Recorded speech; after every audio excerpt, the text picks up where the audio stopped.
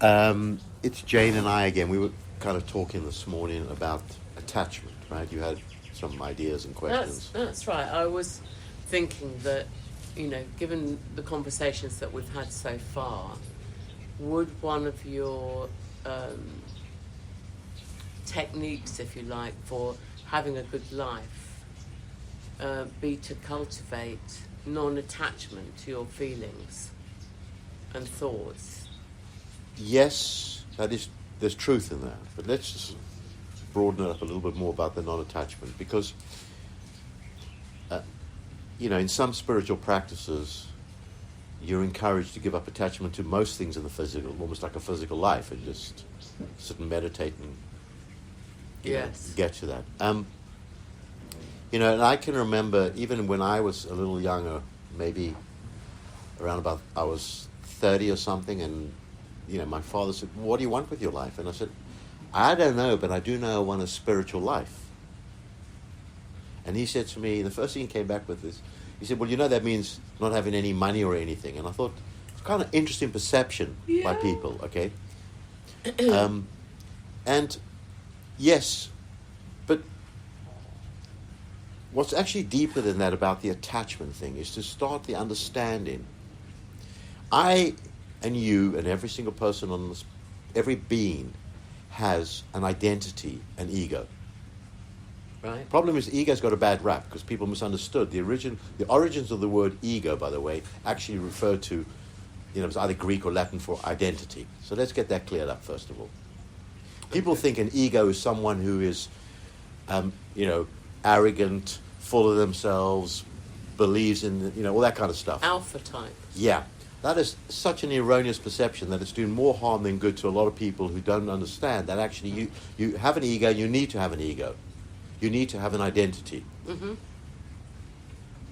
See, I was always trying to get rid of my ego because it has such a bad rap. And my ego was the problem. Now, you think about that. If you turn around to yourself and you're trying to say to yourself, "No, I'm going to stop doing that. I'm going to give that up." Of course it's going to fight. Because what I was trying to do was, I was giving up who I am, but I didn't know who I am was. I'll say that again. I was asking myself to give up being who I am, but I didn't know who I am is. Right? Yeah. And it's the identifying. It's giving up identifying with the human energy field, the human consciousness, the human way of doing and perceiving things. That's what it's actually about.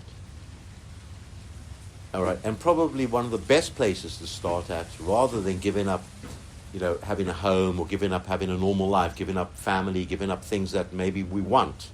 That may be what your heart wants, your desire wants that. It's about giving up believing you are the thoughts and feelings and sensations that the body keeps throwing up at us that we have in relationship to our world. That's another thing about being in the world, but not of it. I think the first time I heard that idea about you are not your thoughts and feelings, the thing that brought up for me was, well, who am I then? Great question. And I quite like my thoughts. I thought I had some good thoughts. Oh, by the way, we, thank God we are spiritual beings in a body, because we therefore are porous enough for good stuff to come through. You see, there's some really good stuff that comes through us. We just don't understand that that's who we are. I do a lot of an exercise that I love doing, and I've asked the boys to consider doing this more, is when I'm sitting and observing without judgment, we talked about this, the observing what's coming up inside me. And then when I start seeing how I can almost hear and feel I am that. I am this thought. I am that feeling. I am that perception. And that's when I say, well, who am I really? My universal consciousness. Who really am I? And when I do it, and it's not an intellectual process, easy to do intellectually. I'm talking about, I make myself really go into my being, my heart, my guts, push through all that stuff and feel what's going on there. And the resistance and the pushback and the fight about who I am is extraordinary. But it's so relevant because I see how much I am identifying with that energy. And it's, no, that is the human consciousness. It's, no. Who am I? My universal, my spiritual, whatever you want to call it. I don't mind. Some people call it the Christ consciousness. Buddha called it the enlightened consciousness. Jesus referred to it as the kingdom of God. Abraham called it Yahweh, the one God. There's no right or wrong thing. It's what it means to us. But it's, who am I really? Once I strip myself back from all of this stuff. And a lot of, like you said, what we already are is there. It's the same as, like love is there when it's triggered. When you're with someone you really love, or first time you meet someone, or you see something and you really feel good about it, that's there already. So I'm not saying I shouldn't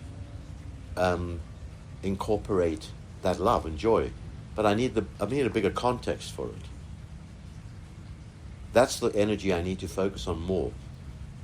I remember Linda used to say to me, and years ago she used to say to me, why don't you just appreciate the awareness you already have?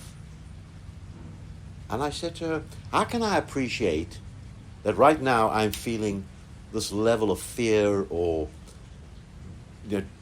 disappointment in myself or mental health issues, depression? That's what I had, depression. How can I appreciate that? So I didn't. I didn't appreciate that. I resisted it. I carried on trying to fix it by doing something externally in the world or fighting within myself, And it took me years to finally get it. What she was saying to me was, awareness is such an extraordinary gift to have. The gift of awareness. Just appreciate right now that I'm aware that this is what I'm feeling.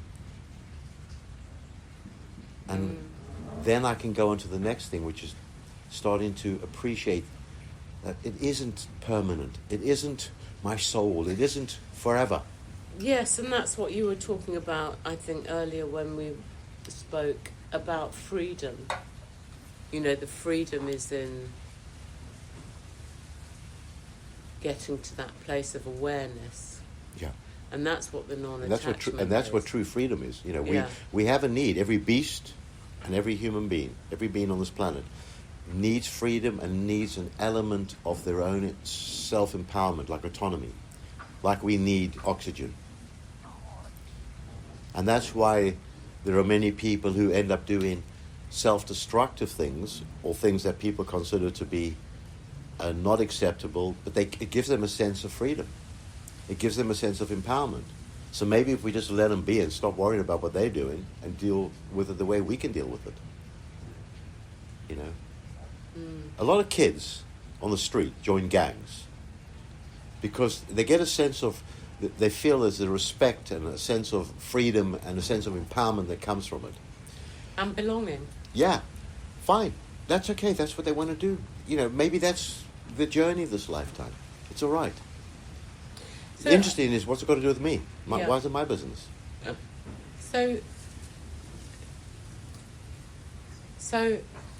I wonder if you have to get to a certain place to feel that, because you have a good life, and, do you have to be in that situation where you feel like you have a good life to be able to reflect on these things and cultivate awareness? Or do you think it's kind of available? I think it's available to everyone on this planet. No one, because we all come from the same source. That's the only thing we actually have in common. Our only connection on this planet is we all come, and we are all from the same source. So you can call it however you want to. All right? We are all the sons and daughters of the Creator. I believe that. Right. Does that mean we're all at the same place and on the same path? No. I don't think. I don't look at it that way. Please don't. I'm not saying I'm the expert in it. What I'm saying is, I had to clear all that nonsense out, because that was stuff that was there in the. We're all connected, and therefore, when someone else is in pain, you must be in pain, or when this is going on in the world, it involves you. I did all that stuff, and it just caused me more pain. So I thought, okay, maybe this isn't working. That's when I went inside and started really looking at what was going on, and from there asked the universe to help me. It's a funny thing, because I was thinking about something in relationship to what we had talked about. Is I remember from a young age, my prayers would be for finding my place and my peace in life. I knew that from a young age. And then years later, when I kind of, the opposite was happening, it was getting worse, and I'm walking the so-called spiritual path and doing all what I think is the right thing to do, and going to all these workshops and seminars and following all these gurus out there. I thought, it's interesting, because like the universe or God doesn't answer prayers, And I had a lot of evidence to suggest that. And it was only late in life I started to understand, actually, my prayers were answered immediately. I just didn't know how, because I had no reference point, and there was no one there who could teach me, who understood it. Because the moment I said, I want you to please help me to find my peace, the intensity of what was going on inside accelerated. Actually. So the awareness was immediately there, because my sensitivity towards negative emotions, contrast, grew stronger every day from a young age. Growing up in the environment I grew up in, I couldn't stand the superficiality of the people. All right, I played that game, but it felt wrong to me. That's not who I wanted to be. All right, so I played different games, different roles. I was doing things at a young age that I don't feel bad about it in any way, but when I look back at it now, I think, God, how ridiculous was that? All right, and I laugh at it. Because that's what the human being does. It goes through its process, and it rebels against its parents, and it rebels against everything, but usually to its own detriment. All right. But the prayer was being answered. I had no one I could turn to. And I did turn to people. I even read books and started reading stuff. And, I started exploring even with religion by the time I was 12, outside of the religion I was growing up in. All right. Because I wanted to know more. But no one actually, I didn't realize no one actually knew, and no one was actually able to really tell me, because they hadn't walked the path. They were just sprouting stuff. And that's okay. But my prayers have always been answered. And the funny thing is, every time I really went too far in my stupid human behavior, it seemed like something intervened and got me out of there. And even though when they got me out of there, I can remember being part of groups, particularly spiritual groups that I belonged to, where when I left, or was asked to leave, and left, I felt destroyed, because I thought that's the end of my spiritual life. But actually, the universe didn't want me there. My soul didn't want to be there, because that wasn't going to give me what I wanted. But that took another 10 years of pain and hell to go through to work that out.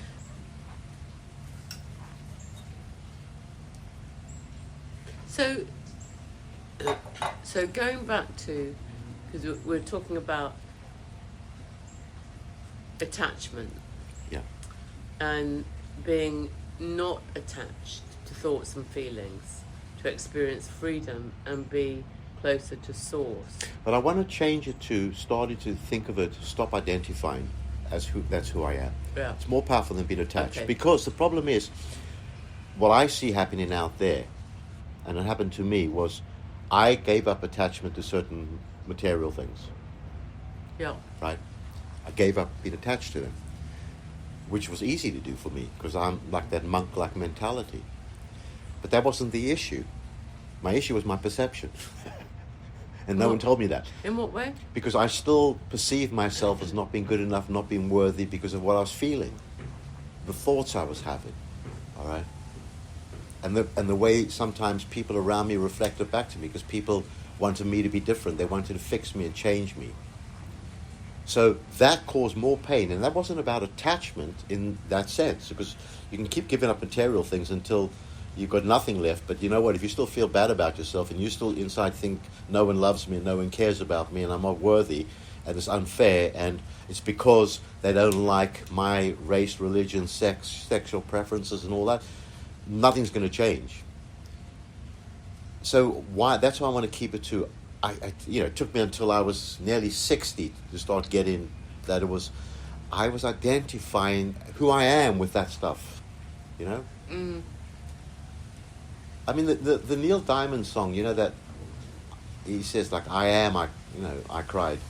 no one was listening, not even the chair. Okay, that's kind of what I lived most of my life feeling like. Who cares? All right, but I thought someone would care.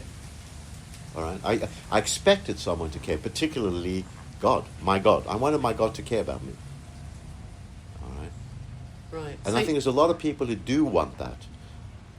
They want the universe to care, and then they want, other people to care because they've been led to believe that's how it works, and that's the identifying part. And the leads to attachment. But I want to change the perception of the attachment to really get this identity thing, because I'm identifying with that, and it's not who I am. I'm a spiritual being that doesn't. My spirit, the broader part of who I am, the real, that's not even here now, right now. It's in the non-physical as well. Remember something, we are focuses of energy. It's a very important thing to get this.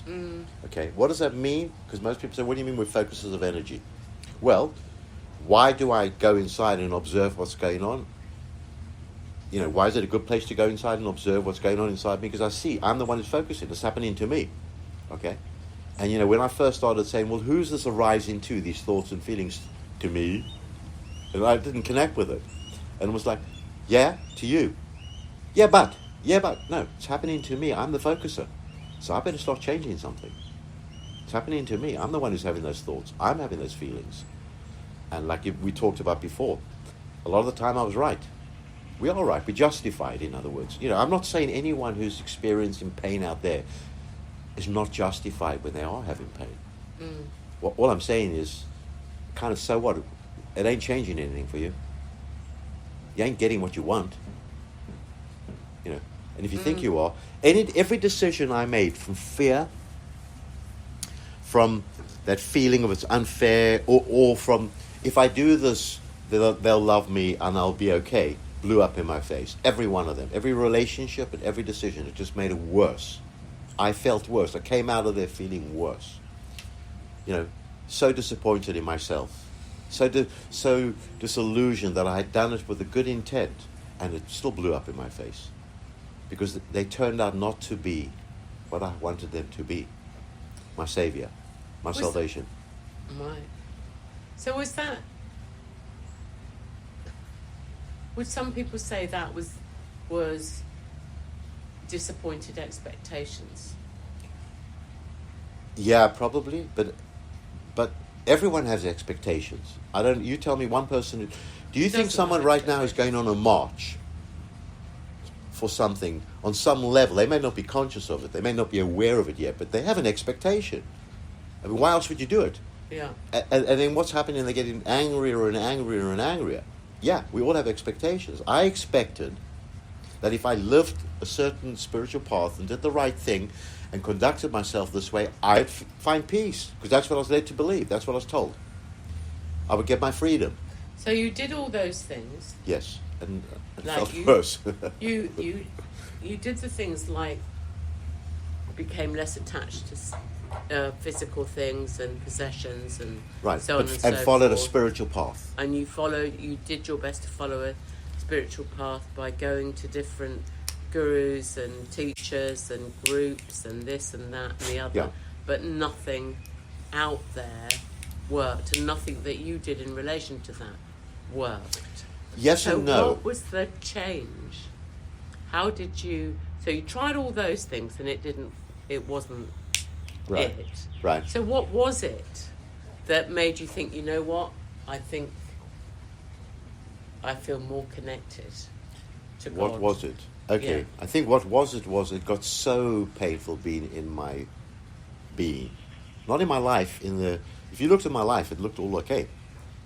Okay, and you've known me a long time. Because the physical, actually, of my life was okay. Yeah. But inside, it was so painful, it wasn't worth carrying on. Right? Even having 2 little boys wasn't going to be enough for me to carry on. So I thought, okay, this isn't working, Anthony. It's not working. Let's kind of try and let go of everything I've learned and been told. And you said it wasn't working.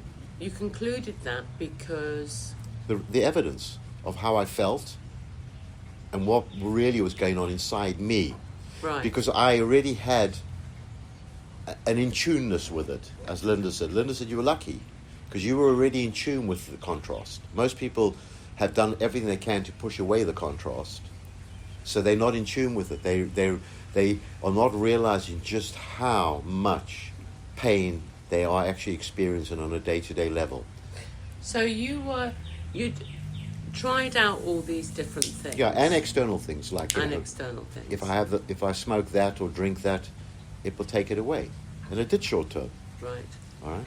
But you did all those explorations, and then said, right, I'm still in pain. I'm still experiencing this level of pain in my thoughts and feelings. Yeah.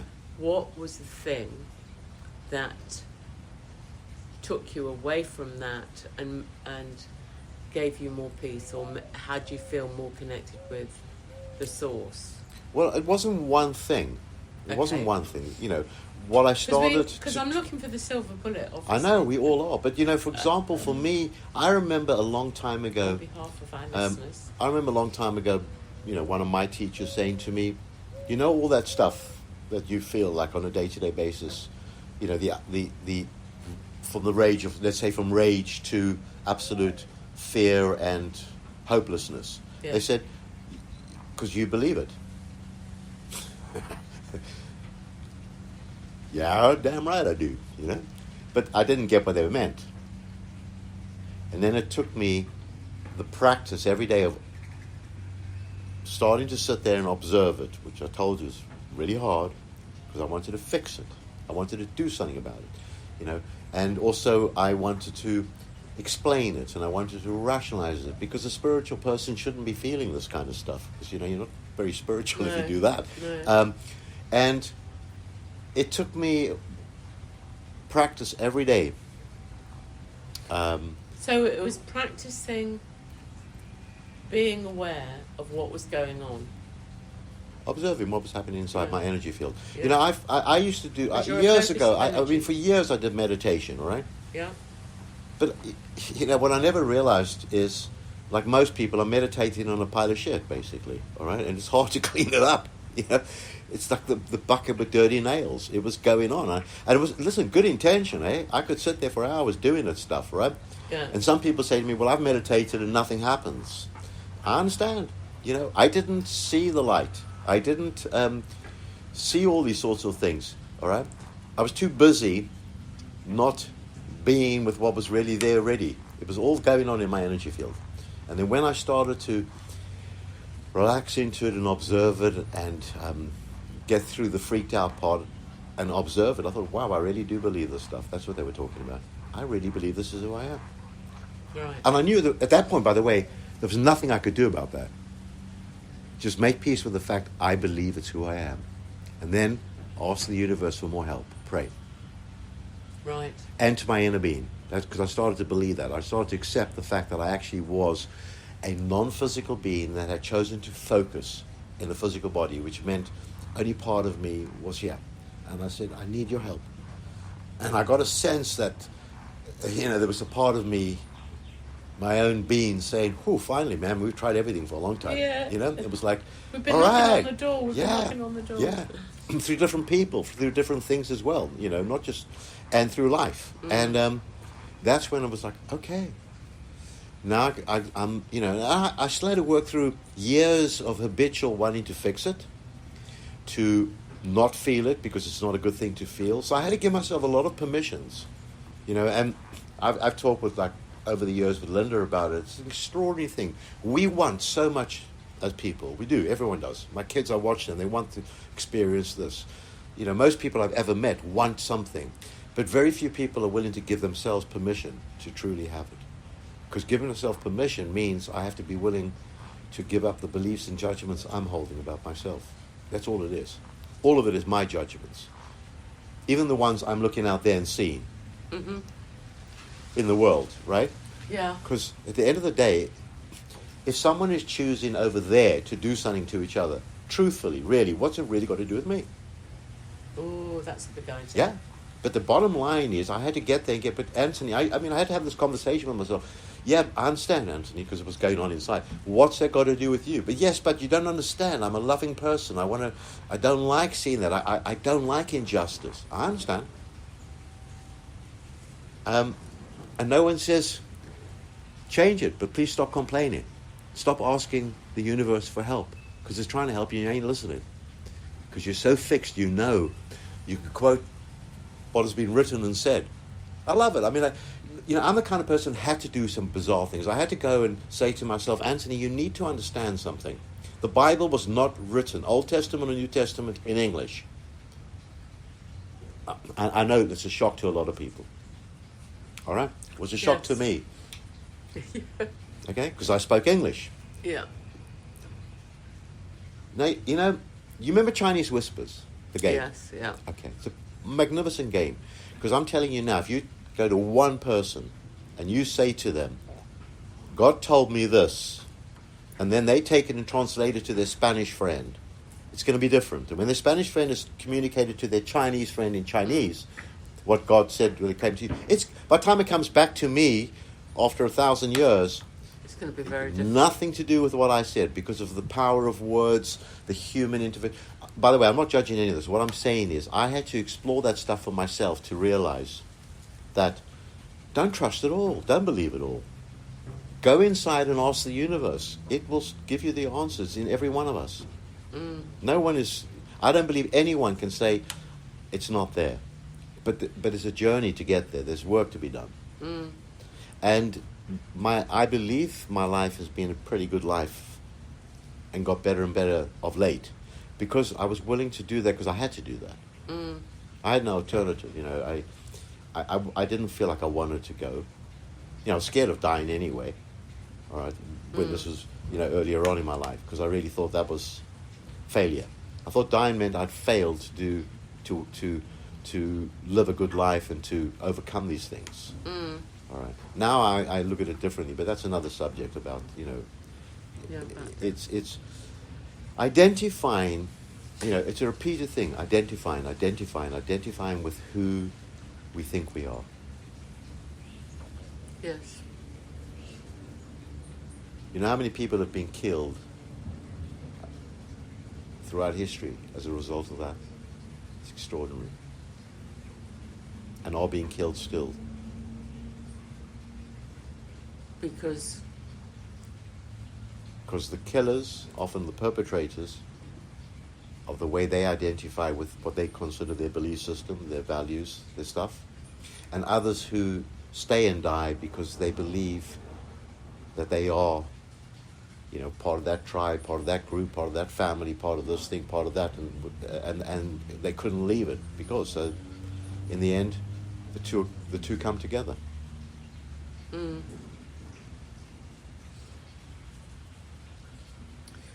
good. And it's not right and wrong, and it's not good or bad. These are things I had to really cut out of my world, good or bad, right or wrong. The universe doesn't even know what that is. It sounds, when you're talking sometimes, Anthony, it sounds like you were in a lot of pain. You were in a lot of pain. Yeah. And I'm just thinking about somebody listening to this and thinking, well, I'm not in that pain. Maybe it's just you. Yeah, good. Then it's not for you. If your life's working for you and it's all going great, this is not for you. You haven't got the ears for it yet, and it's okay. There's a lot of people who I've met in my life who've been on a spiritual path seeking the truth, who would feel exactly what you were saying. And absolutely it's not for them, because there's not enough pain. Not enough contrast. Yeah, the contrast, because it actually is there, but they're not paying attention to it, because at the moment it hasn't got their attention yet, because while they're so busy fixing the world or focusing on everyone else and not themselves, they're avoiding the contrast, and that's okay. That's what the world has done for 50,000 plus years. Yeah. All right. Jung, for example, Carl Jung, the psychologist, who what differentiated him in many ways from, say, a Freud was he knew there was something about spirit or the soul. Freud really believed we were just these like physical beings. Machines. Yeah, and we were all kind of screwed up and neurosis because, of our mothers and fathers or some nonsense like that. Jung understood that there was a soul, and he felt, and in some respects I think he was right, that it was a random lifetime that suddenly you started to wake up. Okay? And there's a lot of evidence to suggest that. As you said, there's a lot of people out there who's like, shame, I feel sorry for you, like all the other people who've got mental illness, But by the way, there's a hell of a lot of people claiming to have mental illness out there, or depression, or on tablets, or taking some kind of stuffing or other, all right? Mm. So I'm sure there are quite a few people, actually, who relate to some of what I'm talking about. Yeah. But I don't believe they do, it has but to be. It's interesting that when in relationship or in conversation with anybody who's talking, one always wants to self-refer and say, well, I don't really feel like that, so it probably doesn't apply to me, or I don't really understand what he's saying, so maybe it doesn't apply to me, or I don't feel like I'm feeling really, really bad and filled with rage yet, so does that mean I'm not on a spiritual path?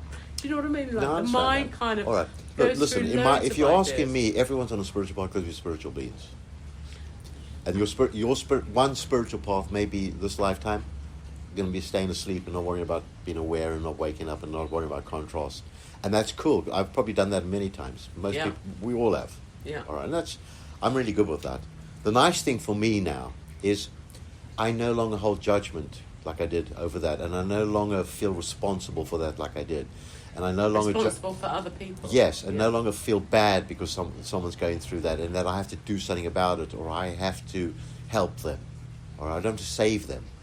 I can love them by feeling love inside me and feeling good, feeling connected to my source, knowing that it's all okay because they have the right to have that life this lifetime. Yes, they really do have that right. Yeah. I've had it. In this life and in other lives, I've had that, so they have a right to. My sons have. I've had this conversation with them. I said, look, as hard as I may find it, if you chose to go down some kind of path that I consider to be a shame, I would rather you not do that. I know I'm okay with it. I've done the work on it. I've consciously gone through that process of working on to the point that I'm going to set you free to have whatever life you want. And I still keep working on that every day. So it's okay for me. Doesn't mean my humanness won't come up. Do you understand? It doesn't mean I won't feel grief. I'm not saying someone passes that you love. If your body needs to have grief, but there comes a point where you've got to ask yourself, if I feel I can't live without them, there's something going on there. Mm. All right? Because that's the identifying again. Mm. All right? Yeah. And remember something nicely, the universe doesn't care Yes. what you feel, I for years I did this with my boys. They would come home sometimes, and they do it less now because they know what the answer is going to be. And actually, I think they believe it less. But they would come home, and they would say, so-and-so was mean to me at school, or, da-da-da. And I would say, okay, and they would tell me how they feel. So they were feeling it was unfair. They were feeling sad, or they were feeling this and that, and I say, okay, and you're telling me this, why? So just tell me why you're telling me this. And in the beginning they would, because we want you to do something about it. And I say, oh, okay. I would like you to understand this, my little lovely guy who I love. I really don't care. The only person who probably does care is your mother, because that's her job. But you need to balance her caring with what are you going to do with your life. Because there will come a point where her caring won't help you. It'll get in the way. Because that's what she will do. And there's nothing wrong with that. But there comes a point where you've got to start saying to yourself, how long am I going to do this for? Their baseball coach, they had a baseball coach. It was great because he used to say to them, do you think that when you strike out, you're going to go cry, Mummy? And you probably will want to do that sometimes. And do it, but it ain't going to help you. No. right? So I said to them, that's now. When does that mean I don't have compassion for them, or I wouldn't put my arms around them? Absolutely. But I would sit and have a conversation with them about what can we do about it? How can we approach it more consciously together? How can they change their perception? I said, that's, to me, is the experiment I'm taking, boys. Sorry that you've come to you chose to be part of this experiment, which is, if we change your perception of what's happening, will it make a difference to how you feel about yourself? All right. Mm. And that's not to say that they don't have insecurities. Oh boy, they do. But it's interesting to watch them interact with their insecurities.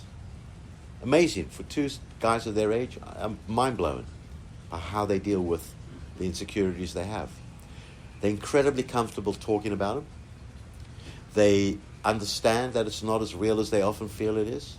And they realize they have freedom to make new choices. And they can handle it, and they can deal with it. And they can walk with it alongside them without having to do anything self-destructive. Okay? They've got kids they hang out with who they know, who, as soon as they got to a certain age, already started doing stuff that was going to probably not bring them what they wanted, in behavior, in things they were doing. And my boys could see that, and it was okay. It's not something they wanted to do. I said to them, if you want to do that, that's your choice. You don't have to do that. And they realized, they could face their insecurities because they understood it's part of being in a physical body. Yeah. I'm not saying this is doesn't happen to me or it's not going to happen again. I'm saying do I want a life where I have more peace, more love, and I actually feel I can handle what life brings me. And most of the time now, I'm actually able to handle with a bit of a giggle and a bit of a laugh. I never used to. No. It was like too traumatic at times. No matter how good it was physically, it never meant anything to me because that wasn't it.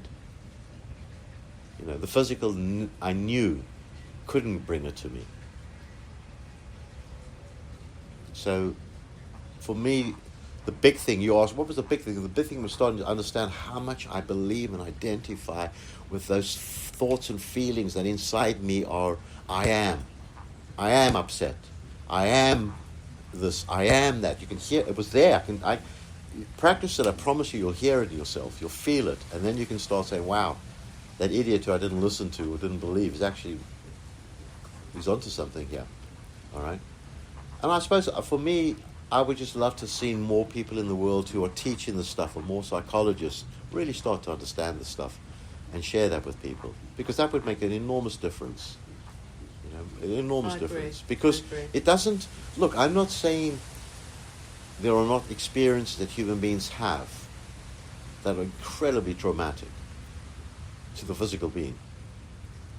But none of it happens by accident.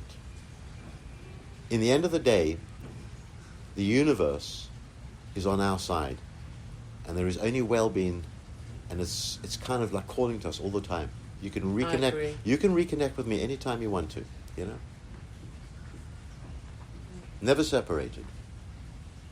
But it does take work. I think it would be good to talk on our next session about perception. Okay, I think we should do that. Jane, I appreciate everything you're contributing to this. Really, I mean it. It's really powerful.